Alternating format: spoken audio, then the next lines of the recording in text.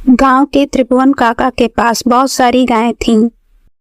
वो उनका दूध बाजार में बेचते और उसी से उनकी रोजी रोटी चलती थी।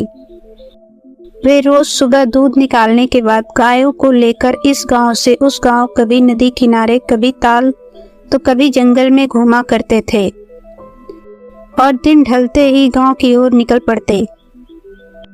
दिन भर वे घर से बाहर ही रहते, इसलिए भूख मिटाने के लिए सत्तू तो कभी रोटी, साथ ही दूध, दही, लस्सी या मट्ठा भी ले जाते थे और किसी पेड़ की छाया में खा पीकर मस्त रहते थे। प्यास लगने पर किसी गांव के बाहर लगी नल या फिर कुएं से पानी निकालकर पी लेते। वैसे ठंडी के दिनों में वे पानी भी ले जाते, लेकिन गर्मी के दिनों में पानी गर्म हो जाने के कारण वे पानी नहीं ले जाते। बोर होने पर पुराने गाने गुनगुनाते, यही उनकी दिनचर्या थी और वे इससे बहुत खुश थे। एक बार की बात है, त्रिभुवन काका बीमार हो गए और ऐसे बीमार हुए कि ठीक होने का नाम ही नहीं ले रहे थे। एक दिन बीता, 2 दिन बीता, लेकिन कोई आराम नहीं हुआ। उधर गायों का बुरा हाल था। उन्हें तो सिवान में ही घूम घूम कर चरने की आदत थी। वे रंभा रंभा कर आसमान सिर उठा लेती थीं। त्रिभुवन काका की पत्नी पुआल वगैरह गायों को खाने को देती, लेकिन गाय उसे खाना तो दूर देखती तक नहीं थी, मानो कि अनशन पर बैठ गई हों। उस पर दिन भर खूंटे से इधर उधर घूम घूम कर गोबर से पूरी जमीन कीचड़ कर देती थी और कुछ तो इतनी सयानी थी कि नाद में ही पैर डालकर खड़ी हो गई। उनका हठ देखकर त्रिभुवन काका बड़े परेशान हो गए। उनकी तो हिम्मत नहीं पड़ रही थी कि उन्होंने अपने साले के लड़के को बुला लिया। उसका नाम राकेश था। वह 27 साल की उम्र में ही बहुत होशियार था। उसके घर पर भी गायें थीं, तो उसे इन सब चीज़ों की जानकारी थी। दूध दही खाकर गबरू जवान बन गया था। कोई उसे देखकर उसे 27 साल का कह ही नहीं सकता था। उसे त्रिभुवन काका के सारे काम संभाल लिए। वह साथ में अपनी किताबें भी ले जाता और पेड़ की छांव में पढ़ाई भी करता। त्रिभुवन काका बड़े खुश हुए। गर्मी का दिन था। खेतों में घास गर्मी की वजह से खत्म हो रही थी। उसे इस इलाके की जानकारी भी नहीं थी। वह गायों को लेकर पास के जंगल में पहुंच गया और कब वह घने जंगल में पहुंच गया उसे पता ही नहीं चला। दोपहर का समय हुआ था। राकेश को प्यास लगी। पानी गर्म हो जाने के कारण उसने पानी गिरा दिया था। इधर उधर जंगल में पानी की तलाश में घूमने लगा। अचानक उसे एक कुआं दिखाई दिया।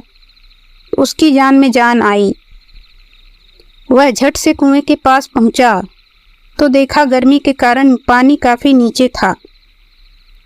उसने एक छोटी बाल्टी, जिसे वह अपने साथ रखता था, उसे अपनी धोती से बांधकर पानी निकालने की कोशिश की, लेकिन कामयाब नहीं हुआ। पानी काफी नीचे था। उसने बहुत कोशिश की, लेकिन कुछ नहीं हुआ। वह थक गया था और पसीने से पूरी तरह से भीग गया था। वह हार कर पेड़ की ओट में बैठ गया। तभी उसे पायल की छम छम की आवाज सुनाई दी। वह चौंका कि इस जंगल में और दोपहर के समय कौन आ सकता है। उसने पीछे मुड़कर देखा। एक बेहद खूबसूरत लड़की अपनी कातिलाना अदाओं के साथ राकेश की ओर चली आ रही थी। राकेश उसे एकटक देखता रह गया। उस किशोरी की खूबसूरती में राकेश खो गया था। पास आकर उस किशोरी ने नटखट अदा के साथ राकेश को पूछी, प्यास लगी है क्या? मैं पिला दूं पानी? राकेश तो जैसे सुध बुध खो बैठा था। उसने घबराकर हाँ में सिर हिला दिया। किशोरी आगे बढ़ी और कुएं की जगह पर पहुंचकर अपने दोनों हाथों से उंगली बनाई और कुएं में झुक गई। राकेश जैसे सम्मोहित हो गया था। उसे कुछ भी दिखाई नहीं दे रहा था। किशोरी ने पानी निकाला और राकेश की तरफ बढ़ा दी।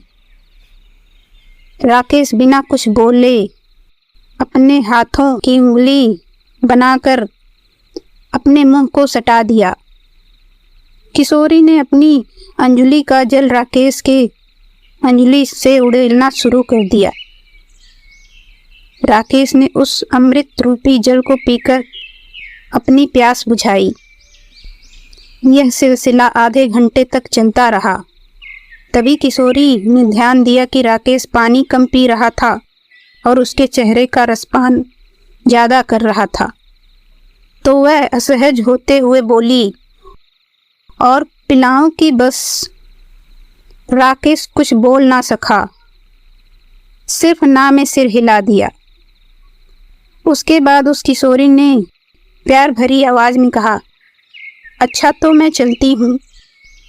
राकेश अब भी कुछ नहीं बोला, सिर्फ हाँ में सिर हिला दिया।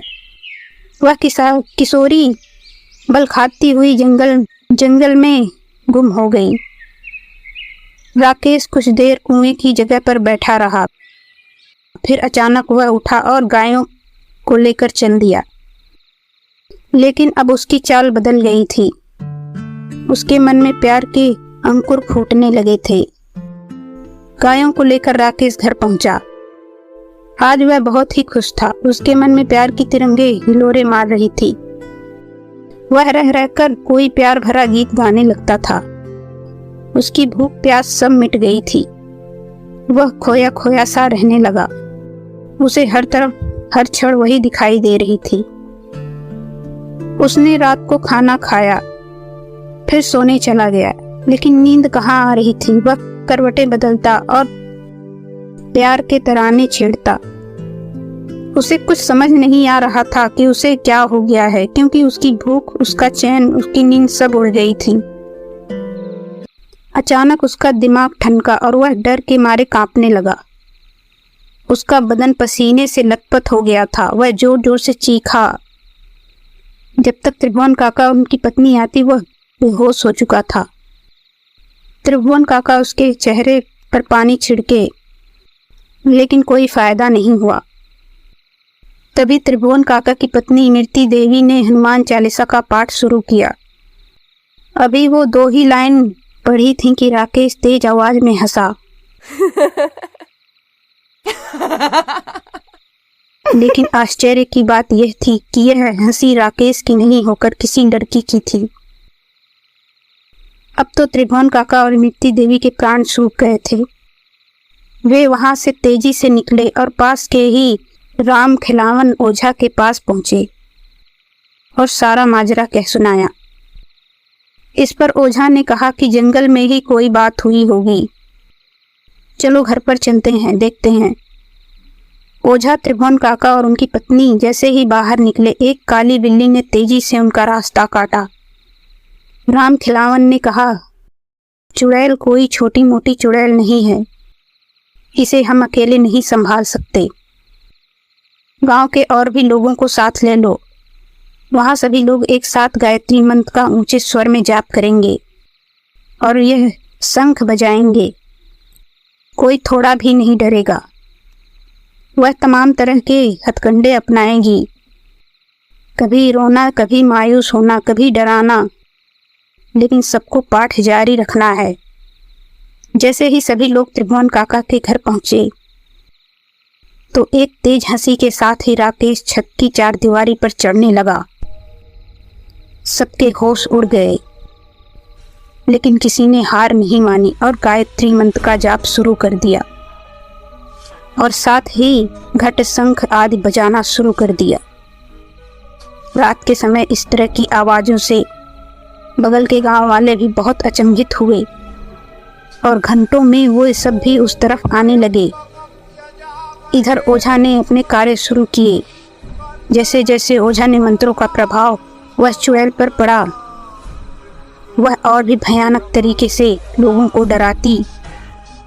कभी उल्टे पांव चलती तो कभी छत पर उल्टा चलने लगती, कभी भीड़ के किसी एक खास की तरफ तेजी से बढ़ती, लेकिन वह किसी को छू नहीं पाती।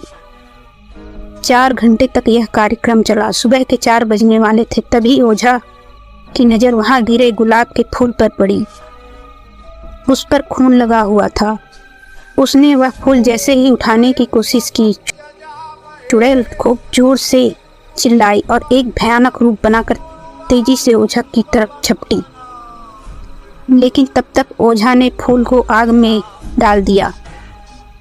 आग में डालते ही राकेश का शरीर शांत होने लगा और एक ही समय में एक तेज चित्कार के साथ एक काला गहरा धुआं उठा जो राकेश के मुंह से निकला और राकेश उठकर बैठ गया। पूरा माहौल सामान्य हो गया था। ओझा के पूछने पर राकेश ने सारी बात बता दी। उसने बताया कि उसे रात को नींद नहीं आ रही थी, तभी वह चुड़ैल मेरे पास उस लड़की के रूप में आई। तब मुझे शक हो गया। मैंने उससे उसका नाम पूछा। वह कुछ नहीं बोल रही थी। उसने इस गुलाब के फूल के कांटे को मेरी उंगली से चुभा दिया और जैसे ही उसने उस गुलाब के कांटे में खून लगा, वह अपने असली रूप में आ गई। इस घटना के बाद राकेश के साथ ही त्रिभुवन काका भी उस जंगल की तरफ जाना छोड़ दिए।